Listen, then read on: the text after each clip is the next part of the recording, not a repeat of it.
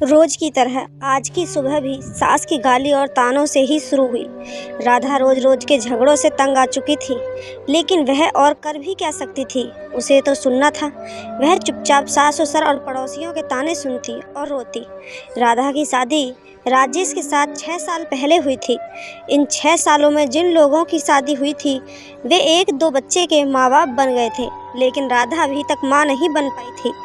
इसके चलते उसे बान जैसी उपाधि मिल गई थी। राह चलती औरतें भी राधा को तरह तरह के ताने देती और बांझ कहकर चिढ़ाती। राधा को ये सब बहुत खराब लगता, लेकिन वह किस किस का मुंह बंद करती। आखिर वो लोग भी तो ठीक ही कहते हैं। राधा सोचती, मैं क्या करूं? अपना इलाज तो करा रही हूं।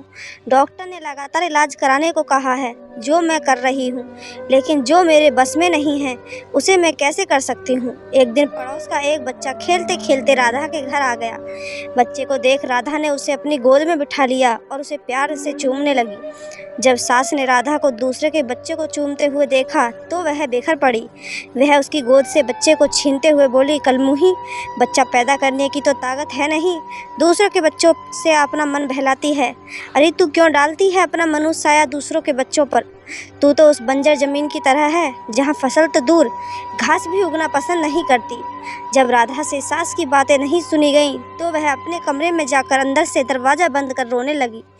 रात को राजेश के आने पर राधा ने रोते हुए सारी बात उसे बता दी और बोली, मैं बड़ी अभागिन हूँ, मैं किसी की इच्छा पूरी नहीं कर सकती, ऊपर से मुझ पर बांझ होने का धब्बा भी लग चुका है।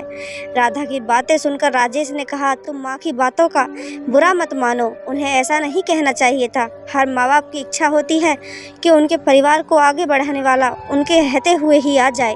तुमसे ये इच्छा पूरी नहीं होते देखकर माँ तुमसे उल्टी सीधी बातें बोलती है। तुम चिंता मत करो, तुम्हारा इलाज चल रहा है, तुम जरूर माँ बनोगी। राधा बोली, मेरी एक सहेली थी, वह भी बहुत दिनों बाद माँ बनी थी। माँ बनने के में देर होते देखकर जब उसने अपना इलाज कराया तो जांच में उसमें कोई कमी नहीं पाई गई। कमी उसके पति में थी। जब उसके पति ने इलाज कराया तभी वह माँ बन सकी। हो सकता है उसी की तरह आप में भी कोई कमी हो, इसलिए मैं चाहती हूँ कि आप भी एक बार अपना इलाज करा लेते। राधा की बात सुनकर राजेश भड़क उठा।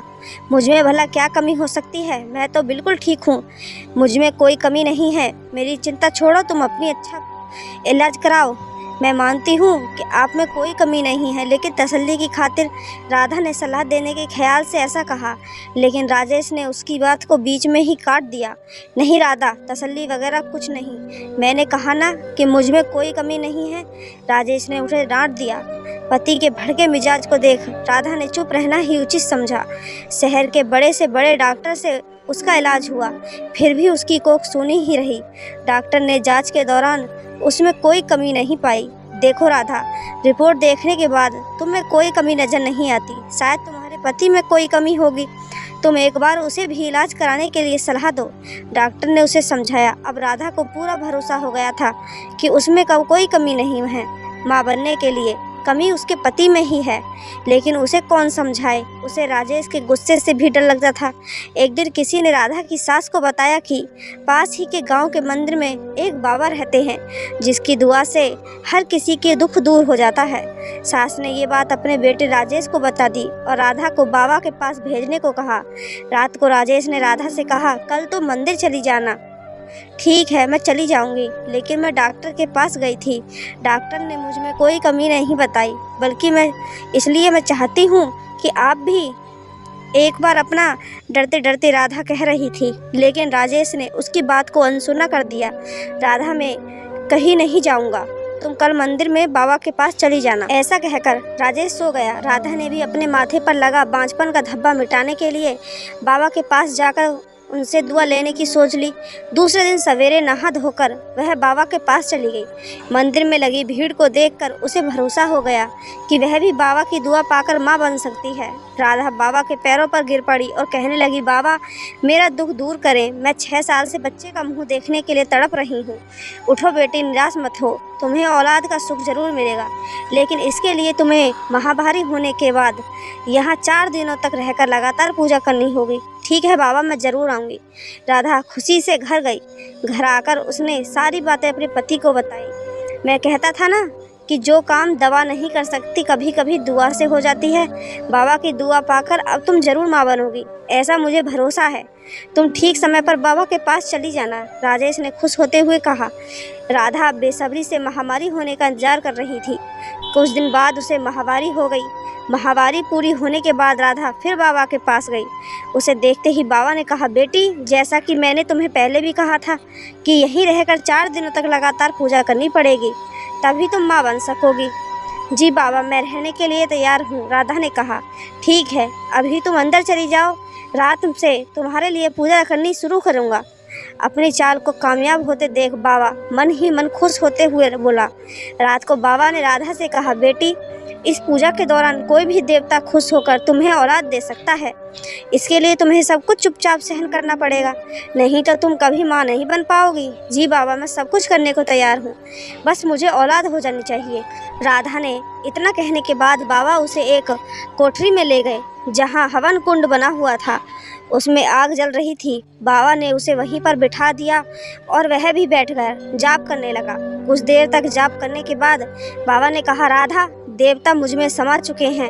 वह तुम्हें औलाद का सुख देना चाहते हैं, इसलिए तुम चुपचाप अपने बदन के सारे कपड़े उतार दो और औलाद पाने के लिए मेरे पास आ जाओ। वह तुम्हें दुआ देना चाहते हैं। राधा ने यह सोचकर कि बाबा में देवता समा चुके हैं और देवता जो भी करते हैं गलत नहीं करते, इसलिए उसने अपने बदन के सारे कपड़े उतार दिए। बाबा उसके अंगों से खेलने लगा और उसे दुआ देने के नाम पर उसकी इज्जत पर डाका डाल दिया। 4 दिनों तक लगातार बाबा ने इस पूजा के बहाने राधा से जिस्मानी संबंध बनाए। 5वें दिन बाबा ने कहा, राधा बेटी, हमारी दुआ कबूल हो गई, पूजा भी पूरी हो गई, अब तुम जरूर माँ बनोगी, तुम घर जा सकती हो। बाबा की दुआ लेकर वह खुशी खुशी घर लौट आई। 9 महीने बाद राधा माँ बन गई। उसे बाबा की दुआ लग गई थी। उसके माथे से बांझपन का धब्बा मिट चुका था। घर के सारे लोग बहुत खुश थे। राजेश को पूरा यकीन हो गया था कि उसमें भी बाप बनने की ताकत है, लेकिन सच्चाई से सभी अनजान थे। दोस्तों, कभी भी हमें अंधविश्वास के चक्कर में नहीं फंसना चाहिए। ये अंधविश्वास जो होता है, ये लोगों को गुमराह करता है। कभी कभी हमें अपने आप में भी कमी तलाशनी चाहिए। अगर राधा का पति राधा की बात मानकर अपने इलाज करा लेता या अपने आप को डॉक्टर के पास दिखा लेता तो शायद उसके साथ ये सब ना हुआ होता। अब राधा को भी ये लगता है कि उसके साथ देवताओं ने संबंध बनाए हैं, लेकिन किसी को क्या पता। और राजेश को ये लगता है कि ये बच्चा मेरा है, लेकिन सच्चाई से सभी अनजान हैं। तभी कहते हैं कि कभी भी अंधविश्वास में ना पड़े। दोस्तों, आपको अगर कहानी अच्छी लगी हो तो चैनल को सब्सक्राइब और वीडियो को एक लाइक ज़रूर कर देना। धन्यवाद।